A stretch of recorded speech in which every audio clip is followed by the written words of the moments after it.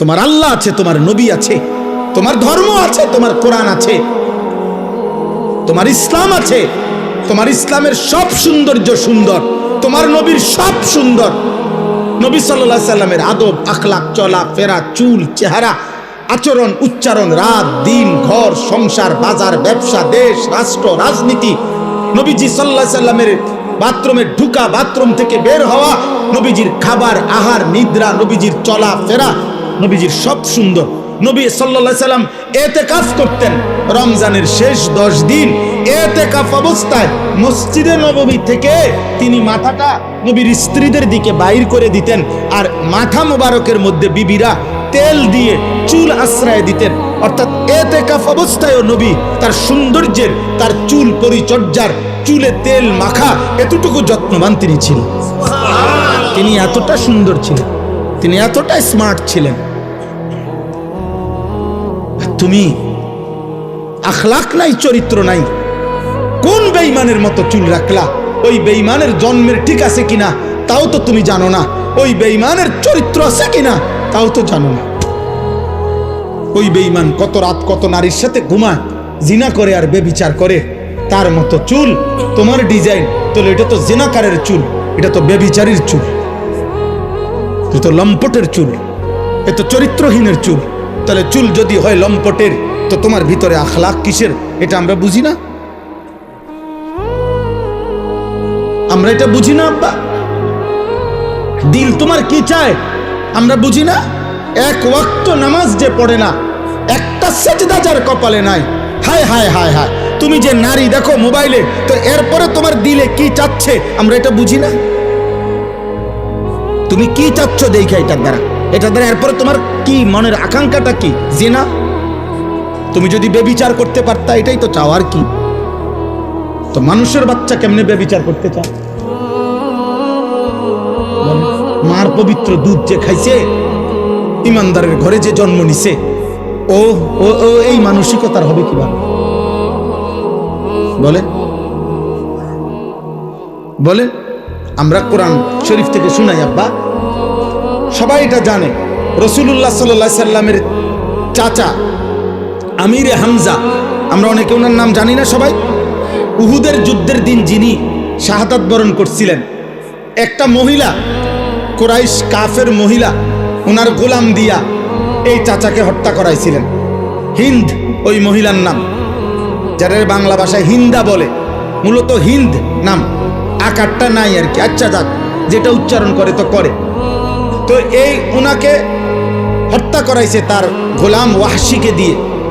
হত্যার পরে এই মহিলা আল্লাহর নবী সাল্লাল্লাহু আলাইহি সাল্লামের চাচা আমিরে হামজার বুকটা ফাইরা কলিজাটা বাহির করছে, কলিজাটা চাবাইয়া খাইছে। নবীজি সাল্লাল্লাহু আলাইহি সাল্লামের চাচার নাক কান কাইটা টুকরা টুকরা কইরা ছিদ্র কইরা গলার মালা বানাইয়া নাচছে উহুদের প্রান্তরে। এই সেই মহিলা হিন্দ, হিন্দ নামের এই মহিলা উতবার মেয়ে, আবু সুফিয়ানের স্ত্রী। কিন্তু মক্কা বিজয়ের পরে রাসূলুল্লাহ সাল্লাল্লাহু আলাইহি সাল্লামের হাতে খোদার কসম এই নারী কালেমা পড়ে মুসলমান হয়েছে, এই মহিলা। আচ্ছা, যেদিন মুসলমান হয় সেদিন আল্লাহর কোরআনের আয়াতের আলোকে নবীজি সাল্লাল্লাহু আলাইহি সাল্লাম আরো কিছু মহিলা একসাথে কালিমা পড়ছে। এই মহিলাদের সাথে ওই মহিলাও ছিল, এই হিন্দ, এই মহিলা। তখন তাফসীরে আছে নবীজি সাল্লাল্লাহু আলাইহি সাল্লাম বলছে, তোমরা আমার সাথে কিছু বিষয়ে ওয়াদা করো, বায়াত করো পর্দার আড়াল থেকে। তো বলছে, এক নম্বরে তোমরা আল্লাহর সাথে শিরিক করবা না। বলো। তো মহিলারা ভিতর থেকে বলছে, আমরা আল্লাহর সাথে শিরিক করব না। বলছে, তোমরা বলো ওয়ালা ইয়াসরিকনা, চুরি করব না। তারা বলছে, আমরা কখনো চুরি করব না। ওয়ালা ইয়াজনিনা, এই 3 নম্বরে নবীজি বলছে যে তোমরা এ কথার শপথ করো, বায়াত করো যে আমরা বেবিচার করব না, জিনা করব না। কথা বুঝেন নাই? আমরা জিনা করব না, বেবিচার করব না। আল্লাহর কসম, তাফসীরে আছে এই মহিলা কাফের ছিল এতদিন, এই মাত্র কালেমা পড়ছে, উনি ভিতর থেকে প্রতিবাদ করছে, মুহাম্মদ এটা কি বললা, কি করবে না, কি বললা? তখন বলছে তোমরা জিনা করবে না, এটা কও। তাফসীরের মধ্যে আছে আব্বা, এই নারী যিনি, এই তো বললাম এত জঘন্য ছিল যে কলজা চিরা খাইছে, কাফের ছিল তিনি, কিন্তু তিনি তৎক্ষণাৎ প্রতিবাদ করে নবীকে বলছে, মুহাম্মদ কোন বিবেকবান, কোন স্বাধীনা, কোন বংশীয়া নারী জিনা করতে পারে? এটা শপথ করব মানে? তাফসীরে আছে যে তুমি এটা কি বললা, জিনা করব না, এটা বলতে হবে কেন? কোন বিবেকবান স্বাধীনা বংশীয়া নারী জিনা করে? সে আসমান থেকে পড়ছে জানো, কাফের নারী, কাফের নারী বেটা সবাক হয়ে গেছে।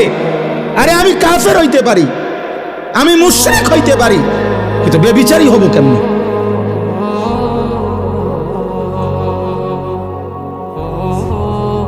তোমার আখলাক তুমি বলো ভাই, তোমার চরিত্র তুমি বলো, কি করছো তোমরা,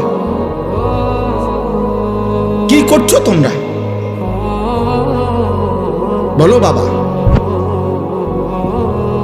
আমার বাপ আপনাদেরকেও বলি, আপনারা যারা শুধুমাত্র বয়স্ক বাবা, আহা আপনারা কি সংসার মিলাইতে আছেন? সংসার বলতে বিল্ডিং, সংসার বলতে সোফা, সংসার বলতে বাজার খরচ, সংসার বলতে জিফুতের টাকা পয়সা, সংসার বলতে জামা কাপড়। আপনি দেখেন না ছেলেটা আপনার ঘরে ঘুমাইয়া 365 দিনে একদিনও ফজরের নামাজ পড়ে না, এটা মানুষ হচ্ছে না জানোয়ার হচ্ছে। আপনি বুঝেন না এটা? আপনি বুঝেন না? তার চুল দেখলে বোঝা যায় মুসলমানের কোনো নমুনা নাই, তার বংশের কোনো লোকের সাথে মিল নাই। তা আপনার সন্তান হচ্ছে না অমানুষ হইতেছে, আপনি বুঝেন না? এটা তো মানুষ দেখলেই বোঝা যায়, চেহারা দেখলেই তো মানুষ কয়, কি রে ভাই তোর কি মন খারাপ নাকি, তোর চেহারা এরম হয়ে গেল কা, অসুস্থ নাকি? আহা, ওই যে চুল ফিরাই, ওই হাসে, ওই যে নিজে নিজে হাসে, দেখেন এই দেখো নিজে নিজে চুলে ফিরাইতেছে, হাসতেছে, মানে মজা লাগতেছে, এর কাছে ভাল লাগতেছে। এটাই বুঝাইলাম, গুনাহ মানুষকে প্রতিবন্ধী বানায়। হ্যাঁ, অব্যাহত পাপ লাগাতার গুনাহ মানুষকে প্রতিবন্ধী বানায় ফেলে, মানসিক ভারসাম্য মাতাল বানায় ফেলে, তার আর বিবেক বুদ্ধি কাজ করে। মাতাল যারা মানে নেশা করে, মদ খায়, মাতাল, ওদের কি থাকে না? বিবেক বোধ। আচ্ছা, তো এটা দলিল কি? লাআমরুকা ইন্নাহুম লাফি সাকরাতিহিম ইয়ামাহুন। আল্লাহ তাআলা বলছে, বন্ধু আপনার জীবনের কসম, এই নাফরমানরা তারা তাদের গুনাহ আর অবাধ্যতার মধ্যে মাতালের মতো ডুবে আছে। আল্লাহ কোরআন বলছে, গুনাহ মানুষকে মাতাল বানায়, গুনাহ মানুষকে প্রতিবন্ধী বানায়।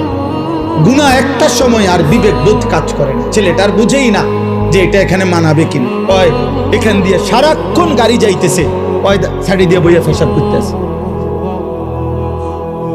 এখানে অসংখ্য মানুষ তাকায় আছে, মনে করেন ওর নারী দেখতেছে, মোবাইল দেখতেছে, ইয়ারফোন লাগাইয়া আপনার গান শুনতেছে।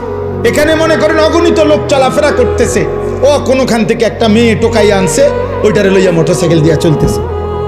বাকি মানুষগুলো দেখলে কি বলতেছে, ও এত কিছুর দরকার কি, আমি একটা অসভ্য চরিত্রহীন কোন আনতে একটা টোয়া লইয়া আইছে, এটারে লইয়া মোটরসাইকেল দিয়ে ঘুরতে আসে। আহা, আল্লাহ আমাদেরকে হেফাজত করেন, আল্লাহ তোমাদেরকে বিবেক দান করেন, আল্লাহ অভিভাবকদেরকেও বুঝ দান করেন। এই সবগুলো কথার পরে নিজেরা যদি ভাবি আমরা পরিবর্তন দরকার, বদলানো দরকার, বদলানোর একটা সুযোগ মাহে রমজান খুব কাছাকাছি আমাদের। আল্লাহ আমাদের কাছে তাকওয়া চায়, আল্লাহ চায় প্রত্যেকটা মুসলমান ইমানদার। আমি ইমান দিয়েছি বান্দা, আমি তোমাদেরকে মুসলমান বানিয়েছি, আমি তোমাদের কাছে তাকওয়া চাই। তাকওয়া কি? গুনাহ থেকে মুক্ত জীবন, আমি আল্লাহ আমার রাসূলের আদেশ পালন, এই তাকওয়া চাই। এই তাকওয়ামূলক জীবনটা আল্লাহ তাআলা আমাদের প্রত্যেকের কাছে চায়। আমার বাপ, এইটাই আমার কথা শেষ। আমি চাই শুধু এতটুকু কথা বলতে, রমজান মাস আমাদের আর একদম কাছাকাছি। ফেব্রুয়ারি মাসের 17 তারিখ সম্ভাব্য চাঁদ উঠবে, 18 তারিখ রোজা শুরু হবে ইনশাআল্লাহ। তো আর 1 মাস নাই, আর তো কি নাই, 1 মাস বাকি নাই, একদম অল্প গুনাহ কয়েকটা দিন। এই গুনাহ কয়েকটা দিন আগে আমি আপনাদের কাছে বললাম, কিশোর যুবক ভাই তোমাদের কাছে বললাম, মহান আল্লাহ পাক রব্বুল আলামিন প্রত্যেকটা ইমানদার মুমিনের কাছে খুব বেশি চায় যে বান্দা আমি তাকওয়া চাই, মানে তোমার জীবনটা এমন বানাও, গুনাহ থেকে বাঁচো, আমি আল্লাহর হুকুম পালন করো। এই কথাটা আল্লাহ বারবার বলছে কোরআনে, ইয়া আইয়ুহাল্লাযীনা আমানুত্তাকুল্লাহ ইত্তাকুল্লাহ ইত্তাকুল্লাহ ইত্তাকুল্লাহ ইত্তাকুল্লাহ। হে ঈমানদার, আল্লাহকে ভয় করো, আল্লাহকে ভয় করো, আল্লাহকে ভয় করো, আল্লাহকে ভয় করো, আল্লাহকে ভয় করো। ইয়া আইয়ুহান নাবিয়্যুত্তাকিল্লাহ। আল্লাহকে আল্লাহ বলে বান্দা শোনো, আল্লাহকে ভয় করা এটা এতটাই গুরুত্বপূর্ণ যে আমি নবীকে আলাদা বলছি, হে নবী আপনি আল্লাহকে ভয় করেন। আমি ঈমানদারদেরকে আলাদা বলছি, ইয়া আইয়ুহাল্লাযীনা আমানুত্তাকুল্লাহ। হে ঈমানদারগণ আল্লাহকে ভয় করো। আল্লাহ বলেন শুধু নবীকে না, ঈমানদারকে না। এবার শোনো, পৃথিবীর সমস্ত মানুষকে আমি বলছি, ইয়া আইয়ুহান নাসুত্তাকু রাব্বাকুম। হে মানব মণ্ডলী আল্লাহকে ভয় করো, আল্লাহকে ভয় করো। আল্লাহর ভয় যার মধ্যে নাই ও মানুষ না, আল্লাহর ভয় যার মধ্যে নাই ও ইনসান না, আল্লাহর ভয় যার কথা কলিজার মধ্যে নাই ও মানুষ না। এজন্য আল্লাহর ভয় মানে গুনাহ ছেড়ে দেওয়া, আল্লাহর ভয় মানে আদেশ পালন করা। এই অনুভূতি, এই চেষ্টা ভাঙা পড়বে, হুঁচট খাবে, কম হবে, ছুটে যাবে। গুনাহ তোমারও হয়, গুনাহ আমারও হয়, গুনাহ প্রত্যেকের হয়। কিন্তু আব্বা একটা হলো গুনাহ হয়ে যায়, পিছলা খেয়ে যায় মানুষ, কিন্তু আরেকটা হলো 24 ঘন্টা ঠান্ডা মাথায় পরিকল্পিতভাবে প্রতিদিন এক তালে এক রঙে এক ঢঙ্গে গুনাহ করতে থাকা, গুনার উপরে তৃপ্ত, গুনার উপরে মজা, গুনার উপরে সে চলতেছে ফিরতেছে। এটা কোনো মুমিনের পরিচয় হইতে পারে না, এটা কোনো মুসলমানের পরিচয় হইতে পারে না।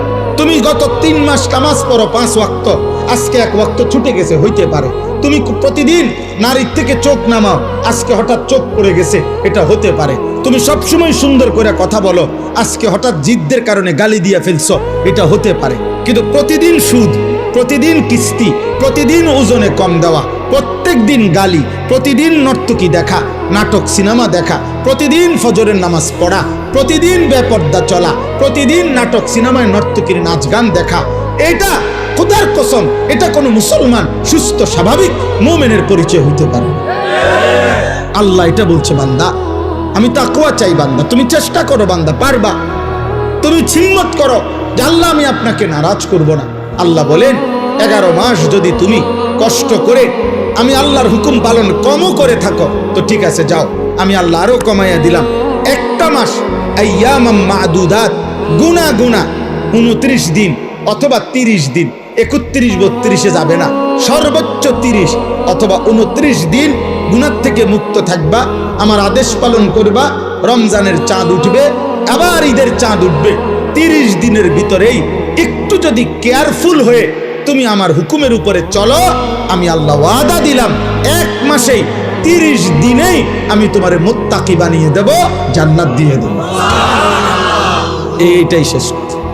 ইয়া আইয়ুহাল্লাযীনা আমানু কুতিবা আলাইকুমুস সিয়াম কামা কুতিবা আলাল্লাযীনা মিন ক্বাবলিকুম লাআল্লাকুম তাত্তাকুন।